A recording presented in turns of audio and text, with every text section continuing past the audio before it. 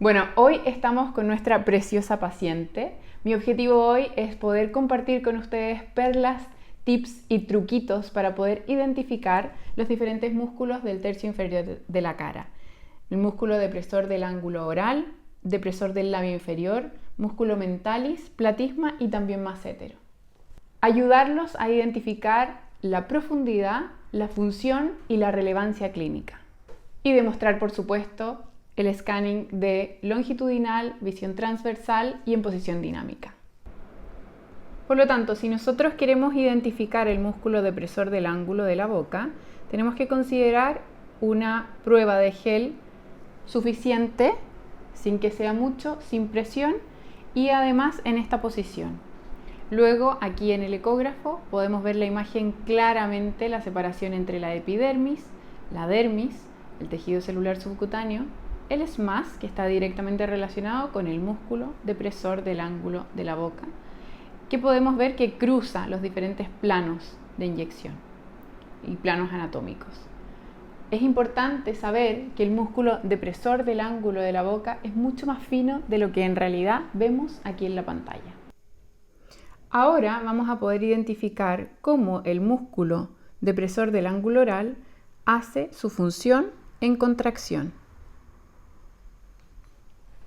Si lo podemos ver aquí en el video, se nos hace mucho más fácil identificar cómo el músculo, sin contraer, se ve atravesando los planos y luego cuando hace contracción forma una masa mucho más anecoica y la hace mucho más fácil de identificar. Ese es el movimiento en contracción. Entonces ahora quiero demostrarles la importancia clínica de poder tratar este músculo. Cuando las pacientes llegan sobre todo con esta preocupación de al hacer ciertos movimientos, marca por favor, perder la definición mandibular, podemos tratarlo con toxina botulínica y precisamente la ecografía o el ultrasonido nos permite poder llegar específicamente al músculo que queremos tratar. En este caso, debiésemos llegar con una aguja justamente al músculo que podemos fácilmente identificar. Ahora, continuando con la anatomía y función del tercio inferior del rostro, podemos ver cómo el músculo depresor del ángulo oral comienza su contracción y el músculo depresor del labio inferior también lo hace, lo podemos identificar allí. Saber la diferencia entre ambos músculos nos va a ayudar a cometer menor error y tener menores complicaciones en nuestros pacientes. No saber identificar el músculo depresor del ángulo oral y el músculo depresor del labio inferior es garantía de asimetría. ¿Qué quiere decir esto? Que luego, 2 semanas después de haber inyectado toxina botulínica, vamos a ver que el paciente tiene una asimetría en el labio inferior.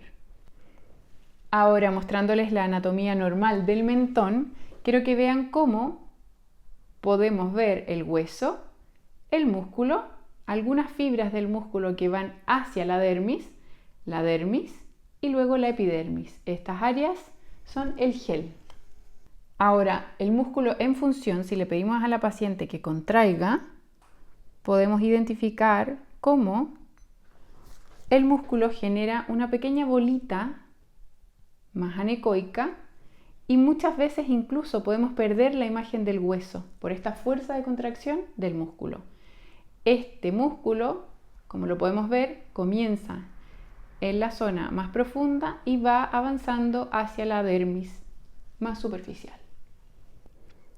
Aquí nosotros podemos ver la imagen longitudinal, pero también podemos ver una imagen transversal, en donde en la imagen transversal es mucho más fácil de identificar la epidermis, la dermis y también ciertas zonas un poco más hipoecoicas que corresponden a las fibras más superficiales del músculo mentalis y esta zona que corresponde a la zona más profunda, en donde comienza el músculo mentalis muy pegadito al hueso. La relevancia clínica de conocer la anatomía de estas estructuras en el tercio inferior del rostro, en especial del mentón, es para este tipo de pacientes que tienen, por ejemplo, un mentón con mucha fuerza, un músculo hipertónico. En este caso, gracias a la ecografía podemos identificar perfectamente dónde está el músculo e inyectar toxina botulínica para poder disminuir esta función excesiva. Por otra parte, también lo podemos usar en ciertos pacientes que tienen falta de proyección de mentón utilizando ácido hialurónico, que puede ser puesto o inyectado con aguja o con cánula, dependiendo de la técnica, encima del hueso en un plano profundo o bien en un plano más superficial con cánula.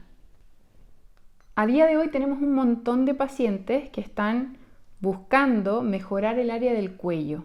Por lo tanto, si nos vamos a la anatomía del área del cuello, podemos ver diferentes planos ahora. Y podemos identificar cómo relaja, de nuevo, relaja y de nuevo. Cómo las diferentes partes anatómicas van de la mano haciendo una contracción mostrando el músculo platisma en movimiento. Este músculo platisma es el que muestra el mayor grado de envejecimiento en nuestros pacientes. Cada vez que ella hace esta contracción, genera las bandas platismales. Esas bandas platismales la hacen tener una apariencia mucho más envejecida y gracias a la ecografía podemos identificarlas y tratarlas específicamente con toxina botulínica y reducir su fuerza. Ahora vamos a ver el área de la zona massetérica, este músculo massétero que podemos identificar en nuestra ecografía, evidentemente como epidermis, dermis, tejido celular subcutáneo, esta parte que es la fascia del músculo massétero, la parte más superficial del músculo massétero, la parte más profunda y luego el hueso. Para efectos prácticos y de tratamiento, muerde bien fuerte, podemos identificar aquí, muerde nuevamente, el movimiento que tiene el músculo massétero y en el cual nos tenemos que fijar para poder realizar nuestras inyecciones con toxina botulínica. ¿Cómo hacerlo? Siempre con aguja, llegar hasta la parte más profunda, la porción más profunda del músculo massétero tocando el hueso y luego hacer una retroinyección para poder incluir también la porción más superficial del músculo massétero.